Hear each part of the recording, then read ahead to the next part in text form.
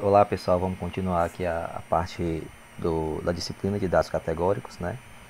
A gente agora vai ver o penúltimo ponto, que é a regressão logística, tá? Então a regressão logística é um caso particular dos modelos lineares generalizados, né? Em que a variável resposta é dicotômica, ou seja, sucesso ou fracasso, sim ou não, doente ou saudável e por aí vai.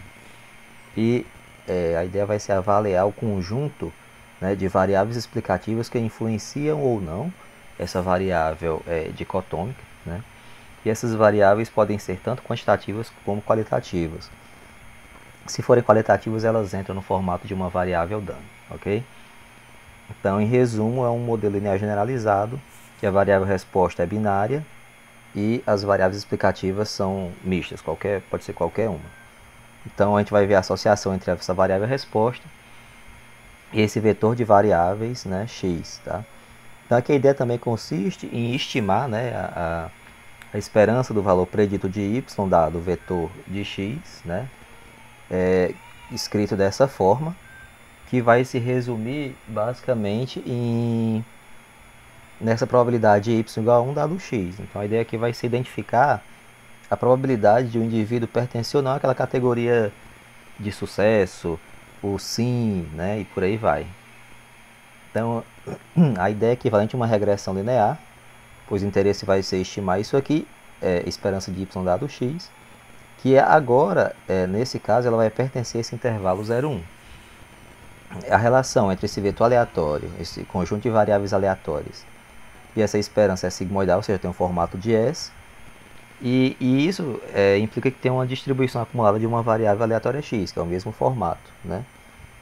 Então a ideia vai ser utilizar uma distribuição logística, né, associada a essa variável aleatória x, que é uma distribuição objetiva, flexível e fácil de interpretação. E como é? Está aqui o formato. Né? Vai ser exponencial, né, desse beta mais somatório de beta i xi sobre 1 mais exponencial de beta 0 mais somatório de beta i xi, né? Ou 1 menos θ x, né? A gente vai chamar isso aqui de θ x. E 1 menos θ x vai ser 1 sobre 1 mais exponencial desse termo. Em que esse x negrito em minúsculo, né, é o vetor de valores observados de x, beta 0 é constante e beta i é o vetor de parâmetros associado a cada variável de x. Né? Então pode ser escrito no formato matricial, né, esse θx, tem exponencial de beta' x sobre 1 mais exponencial de beta' x. Também pode ser escrito dessa forma, né, tendo 1 menos θx. Então se a gente aplicar essa transformação aqui, a gente chega justamente usar essa distribuição logística, a gente utiliza essa transformação logito, né? Que é ln de θx sobre 1 menos θx, que é justamente o beta de x, tá? Então no caso, eu vou ter essa razão aqui como sendo a própria definição de odds ratio. θx sobre 1 menos θx, que é igual ao exponencial de beta x, né? Então depois que eu obtiver o vetor de parâmetros, eu aplico o exponencial, que eu vou ter justamente a interpretação de odds ratio do modelo. Para a estimação desses parâmetros, desse vetor de parâmetros beta, vai ser utilizado o método da máxima verossimilhança, então está aqui, com base na esperança de y dado x, né, que a gente viu que vai ser simplesmente probabilidade condicional de y dado x, né, para i de 1 até n, que vai ser o número de indivíduos, para j de 1 até n no caso, que vai ser escrito dessa forma aqui, ok? Que lembra, né, que é a base de uma distribuição Bernoulli, ok? Se o yj igual a 1, a observação teve resposta, né, sucesso, resposta positiva. Zero caso contrário. O vetor que maximiza esse ln da verossimilhança vai ser justamente o vetor de estimadores beta chapéu, tá? Esse beta tem distribuição assintoticamente normal, e a matriz de variâncias e covariâncias, né, vai ser dado pela informação, né, o inverso da informação de beta. Então está aqui o sigma de beta, que é essa matriz de variâncias e covariâncias. Essa matriz de beta é a matriz com negativo das derivadas parciais de segunda ordem de ln de beta. Então a gente vai necessitar em alguns momentos de alguns métodos iterativos para a obtenção desses resultados, né? Então para testar esses valores de beta i, né, a gente usa o teste da razão de verossimilhança. Então vai ser aqui escrito como menos duas vezes o ln de L de 0 sobre L de A.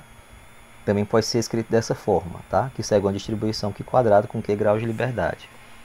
Em que esse aqui é a diferença entre os parâmetros dos dois modelos. Então a ideia é que eu tenho um L de 0, que é a verossimilhança associada ao modelo sem variáveis, sob investigação, e L de A, que é a verossimilhança associada ao modelo com todas as variáveis sob investigação. O que é a diferença entre o L de A e o L de 0? Então, se um modelo tem duas ou tem três, a diferença seria uma, né? Só a ideia, tá? E esse termo aqui vai ser chamado de diferença de devianças.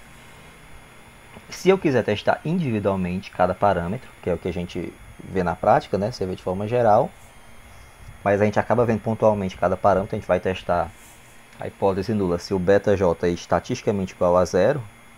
Para j de 1 a p individualmente, a gente utiliza o teste de Wald, que é dado por essa estatística que segue uma distribuição Q quadrado com um grau de liberdade. Ok, gente? Então pode ser tanto individualmente como o teste da razão de verossimilhança generalizada para testar todos os parâmetros. Quando esse aqui é maior que 2, a gente pode generalizar essa estatística desse formato aqui, escrita de forma matricial, e sob H0 verdadeiro, ou seja, o modelo é ajustado de forma satisfatória, a gente faz uso de estatísticas que resumem a concordância entre os valores observados e preditos. Então a gente vai recorrer novamente àquela velha estatística Q quadrado, né? No caso com m graus de liberdade, que a gente vai chamar aqui de QP e QL. Então aqui tem a QP, que é Q quadrado, e QL, que é essa outra medida,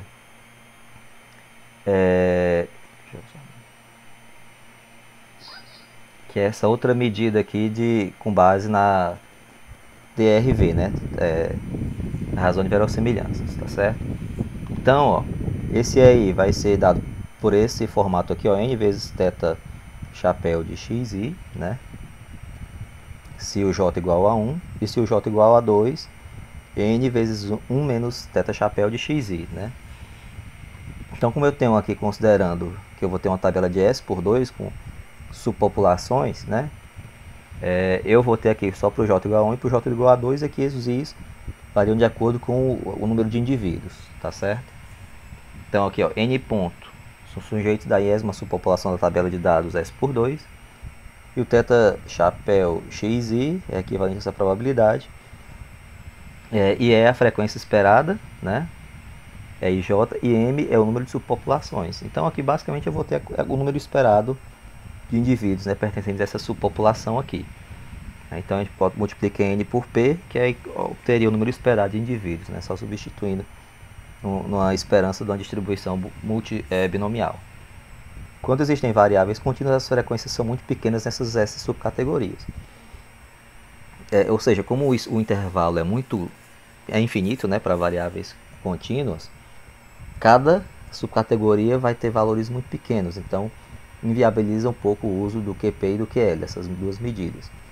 Então, nesses casos, Rosmer e Lemichel propuseram essa estatística QL, né, QHL, calculando uma estatística Q quadrado de Pearson a partir de uma tabela G por 2, né, de frequências observadas e preditas. Inicialmente, essas observações são ordenadas de ordem crescente das probabilidades θx, né, que são preditas pelo modelo, divididas em G grupos. No primeiro ficam as N1 observações, com as probabilidades estimadas, com a probabilidade estimada abaixo de 0,1, e no último as NG observações, com probabilidade superior a 0,9. Né? Então são feitas essas subdivisões, esses grupos. E eu tenho aqui a estatística, que é basicamente uma alternativa, né, que é um somatório para I de 1 a G, que são os subgrupos. OI, que é o valor a frequência da resposta daquele indivíduo que teve resposta positiva, ou 1. Menos aqui é como se fosse o valor esperado, então eu pego essa diferença do quadrado sobre N vezes θ barra xi, 1 menos θ barra xi, que isso aqui é equivalente a uma medida de variância, né, com base na distribuição binomial. Se eu fizer isso aqui, eu vou ter uma Essa medida vai convergir para uma distribuição aqui quadrada com G menos 2 graus de liberdade. Eu tenho aqui essas medidas, né? N é a frequência de observações em cada grupo. OI é a frequência da resposta do indivíduo que foi positivo para a variável, ou seja, teve y igual a 1 no grupo I. E aqui eu tenho a probabilidade média estimada para a resposta de y igual a 1 no grupo I, né? Então aqui aí também vai dar uma medida que a gente a partir dessa medida aqui vai fazer um teste de adequabilidade do modelo, assim como no QP e no QL. Só que mais voltado quando tiver muitas variáveis quantitativas, né? Além dessas medidas também é interessante observar o resíduo desse modelo. Os dois principais resíduos, existem uma série de resíduos, principalmente no modelo de Poisson, vocês vão ver, mas acabam sendo redundantes, né? Então os dois principais são de Pearson e o Deviance, né? Então são bastante utilizados. Então aqui um deles, esse aqui vai ser o chamado resíduo de Pearson, né? CI, que vai ser dado dessa forma aqui, tá? Então se eu somar eu vou ter aqui o QP, se eu somar isso aqui, né, que acabei de mostrar a forma do QP, e aqui o resíduo Deviance dado por essa forma aqui, né? Então não adianta eu ler, tá aqui para vocês. Esse EI1 vai ser dado por essa estratégia aqui, e o sinal de DI pode ser positivo ou negativo, como todo resíduo, né, que ele pode estar para mais ou para menos. Vai ser a diferença entre o valor observado e o esperado, né, a ideia dado por essa parte aqui, né, dessa expressão. Então esses resíduos CI e DI têm distribuição aproximadamente normal padrão, né, e se esses resíduos forem superiores, né, ou excederem mais ou menos 2,5, pode indicar possível falta de ajuste do modelo, presença de outliers e padrões sistemáticos de variação desse modelo, né? Considerando que esses daí têm distribuição normal aproximada, né, pode-se construir o QQ-plot com intervalo, com envelope simulado. Então, se os valores também estiverem dentro desse intervalo, também dão evidências que esse modelo é adequado, né, é apropriado. Além dessas estratégias, é possível avaliar o poder preditivo do modelo. A gente vai estabelecer um ponto de corte, né, logicamente dentro do intervalo 0,1. E se as probabilidades preditas pelo modelo forem maiores ou iguais ao ponto de corte, y igual a 1, caso contrário, y igual a 0, né? E a partir daí a gente também pode obter medidas como sensibilidade, especificidade e valor preditivo. Então a gente vai utilizar essa tabelinha aqui, né? Que eu vou ter a resposta, aqui é mais, aqui é menos, tá? Então a resposta observada é y igual a 1, né? E aqui seria y igual a 0 menos, tá?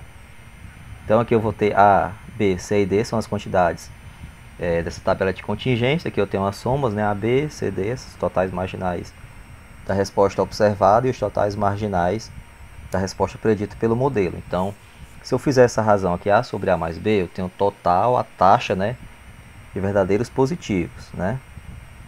Bem intuitivo. Se eu fizer D sobre C mais D, né, eu tenho um total de verdadeiros negativos. E A mais D sobre N eu tenho proporção geral de acertos, né, sem tipos de erro. Então a gente também pode utilizar a curva ROC. Tem aqui especificidade, né? Pronto. E aqui a gente também pode utilizar a curva ROC. O que é a curva ROC? São plotados pares ordenados, né, de x e y. E o que são esses pares ordenados? Menos a especificidade no x e a sensibilidade no y. Então são plotados. Esses pontos mais próximos do canto superior, que eu vou mostrar na parte prática, eles vão dar indício de um ponto de corte adequado. Que esses pontos de corte vão favorecer mais pontos, mais percentuais de acertos positivos e negativos. Quanto mais próximo de 1 for a área sobre a curva, né, abaixo dessa curva, então melhor o modelo. Ou seja, se for acima de 0,5, já é um modelo razoável, mas quanto mais próximo de 1, melhor. Então a gente tem vários critérios aí que eu falei rapidamente: envelope de confiança, análise de resíduo, área sob a curva, a estatística de Rosner-Lemichel, teste quadrado, para avaliar a qualidade do modelo, fora o teste de Wald e o teste da razão de verossimilhança. Várias medidas para ver se o modelo é bom. Então a gente tem que ver, estimar o modelo e ver a qualidade desse modelo. Então na prática, quando eu finalizar, eu vou colocar a parte da prática do R. A gente vai utilizar esse conjunto de critérios para avaliar o modelo e, se o modelo for satisfatório, a gente vai tomar todas as interpretações possíveis, né, que basicamente nos dirão respeito se existe relação direta, né, entre as variáveis explicativas x em associação à variável resposta binária. Ok, gente? Então assim que ela estiver pronta da parte prática, eu mando para vocês. Estou finalizando aqui.